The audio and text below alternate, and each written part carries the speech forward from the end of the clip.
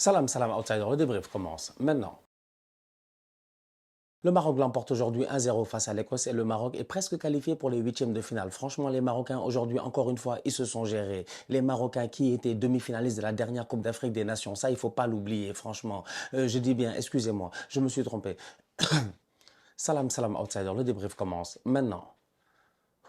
Le Maroc l'emporte aujourd'hui 1-0 face à l'Écosse. Franchement, top performance de la part des Marocains. Encore une fois, ils se sont gérés. Petit à petit, cette équipe du Maroc-là est en train de monter en pression dans cette compétition. C'est les bandits du désert. C'est les bandits du désert. Je m'inquiète franchement, je m'inquiète réellement. Pourquoi? Parce que j'ai l'impression que les Marocains ont envie de faire la même chose qu'ils ont fait il y a 4 ans. J'ai envie de vous rappeler qu'il y a 4 ans, cette équipe était demi-finaliste de la dernière Coupe du Monde. Elle a fait un parcours incroyable. En 4 ans, l'équipe, elle a changé et c'est là où ça devient intéressant. Cette équipe du Maroc-là, c'est une nouvelle équipe. C'est une nouvelle équipe avec un nouveau coach qui a eu l'opportunité, il n'y a même pas un an, de gagner la Coupe du Monde U20. C'est un mec qui a l'habitude de jouer avec des jeunes. Et aujourd'hui, sur le terrain, ça se voit. Encore une fois, dès le début de la rencontre, tu sens que les gars ont faim. Ils ont faim.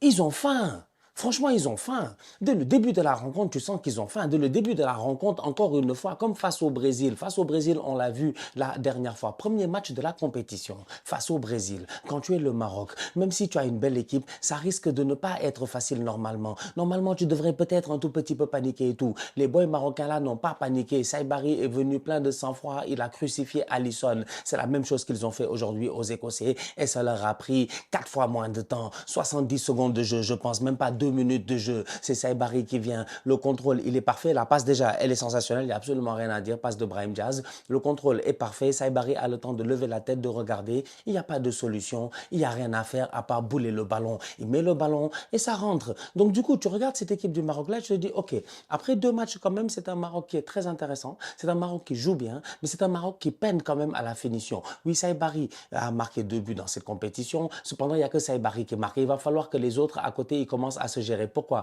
Parce qu'aujourd'hui, moi, j'ai vu des Marocains qui, franchement, pendant 90 minutes de jeu, malgré le fait que les Écossais sont fatigants, parce que ça, c'est une vérité.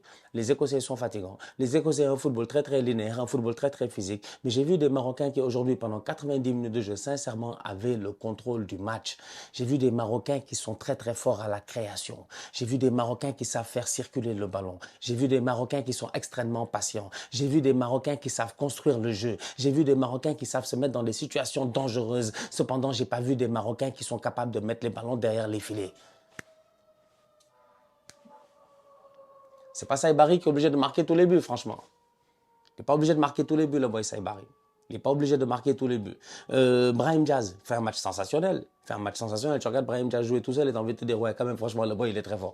Mais en fait, aujourd'hui, je pense que nous tous, on était là. Que tu sois au stade ou à la maison, tu as regardé le match, tu as dit, ouais, quand même. Brahim, quand il prend le ballon, il fait la différence. Dès qu'il prend le ballon, il fait la différence. Il dribble, il est très, très, j'ai envie de dire, il est très limpide dans son jeu. Son jeu est très, très fluide. C'est très, très facile. En fait, les combinaisons avec Brahim Diaz, elles sont vraiment assez easy. C'est un boy, sincèrement, il fait plaisir à voir jouer. C'est un excellent joueur de football. Cependant, de temps en temps, il y a un ballon, il doit donner un Saibari. Saibari est fâché, il a raison.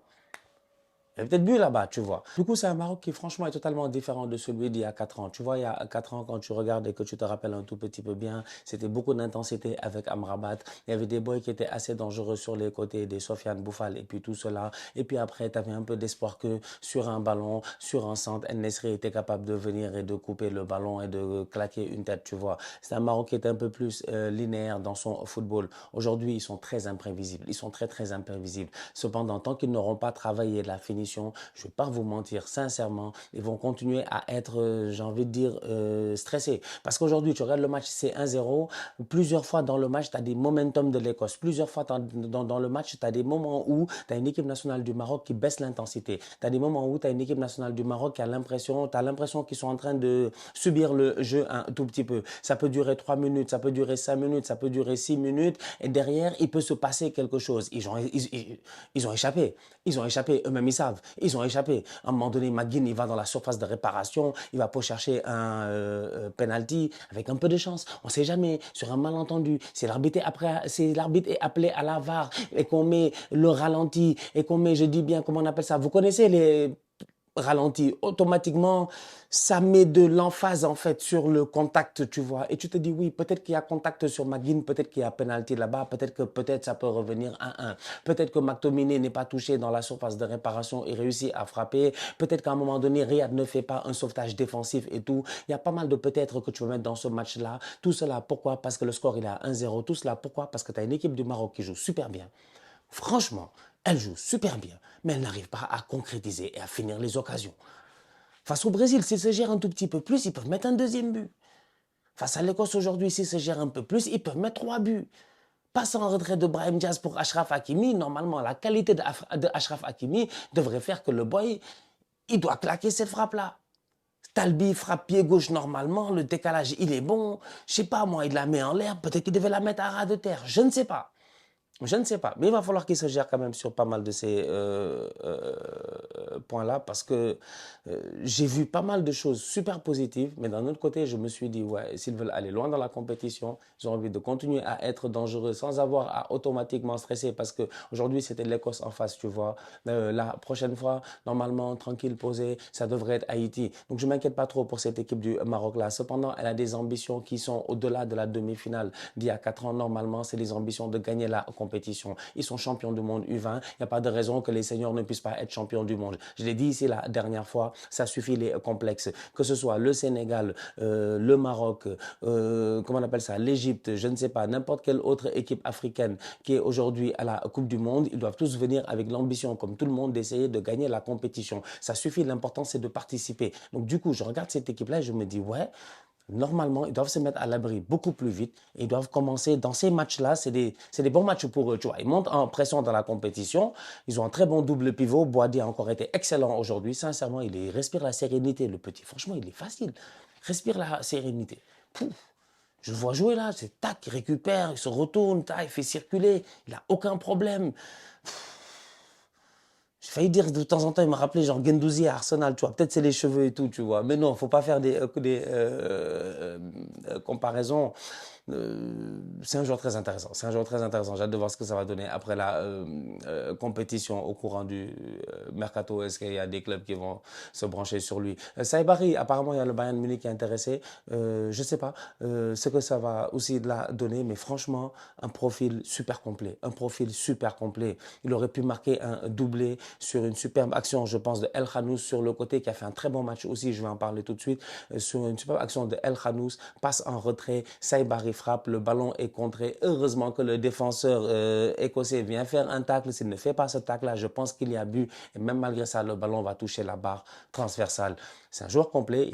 Il est en confiance en ce moment, donc c'est tout bénef pour cette équipe du Maroc-là. El Khanous, j'ai bien aimé son match, notamment dans l'impact physique défensif, tu vois. Dès le début de la rencontre, je pense après 2 minutes de jeu, il fait un tacle, il harangue la foule. C'est le même tacle qu'il va faire genre vers la 70e minute de jeu. C'est un joueur qui ne lâche absolument rien. Ça, c'est important. C'est des jeunes, ils sont impliqués. C'est des jeunes, ils sont vraiment en fait concentrés. Et ça se voit. Encore une fois, il leur manque juste une chose, la finition. Il va falloir qu'ils se gèrent. C'est pas possible là. Wesh. Regarde, c'est quoi notre problème en ce moment? On a tous des Nicolas Jackson. Je sais pas. Tous on se gère pas. On se gère pas. Il est où le temps de nos grands finisseurs, de nos Drogba, de nos Eto'o, franchement, de nos mecs, des Emmanuel Adebayor, des mecs une demi-action, un but, tu vois. C'est ça qui manque un peu aujourd'hui. Il va falloir que les ailiers au niveau du Maroc, ils se gèrent sincèrement. El Khanous, Brahim Diaz, il y a un petit là qui est rentré à un moment donné. Comment il s'appelle? Je pense que c'était Ayoub. Je pense à Maïmouni qui aurait pu claquer genre une belle frappe pied gauche mais qu'il a mise à côté. Maroc 1, Écosse 0. Les Marocains sont bien, franchement. Ils ont bien commencé cette Coupe du Monde et c'est de bon augure pour la suite. La famille, on se capte très bientôt pour une nouvelle vidéo. D'ici là, on continue à liker, on continue à partager. On s'abonne, on s'abonne, on s'abonne. On est ensemble, on reste en santé. Toujours le plus important. Tous outsiders.